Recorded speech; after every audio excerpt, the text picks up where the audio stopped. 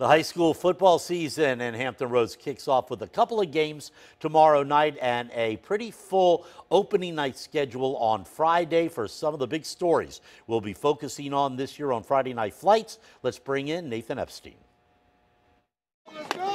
The high school football season is here. Who are the favorites? Who are the dark horses? Who are the teams poised to break out? For that, we check in with Andy Hilton of Recruit757.com. Well, starting at 6A, really you're looking at Ocean Lakes as the favorite because they're returning as state champions.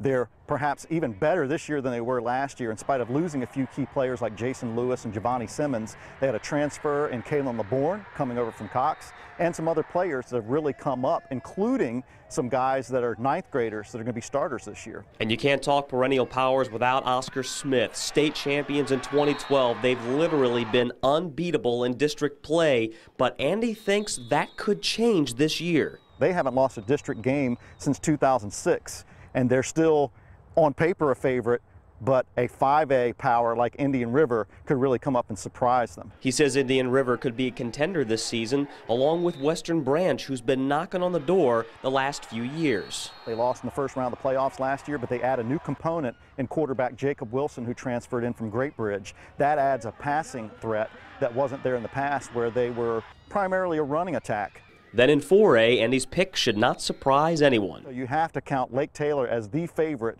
to win in 4A again. Their talent is just as deep as ever. Those are the teams, but what about the players to watch? Ones that could make an impact at the college level next season. Levante Taylor tops the list. From Ocean Lakes, defensive back, wide receiver. He's already committed to Florida State. You have Hampton quarterback, defensive back Javon Quillen, who's already committed to Virginia Tech. And then from there, you also have Jaquan Yulee at Indian River, who's a linebacker committed to Alabama. And we appreciate Andy, and we'll be hearing from him all throughout the high school football season, which starts this week. With the Sports Wrap, I'm Nathan Epstein.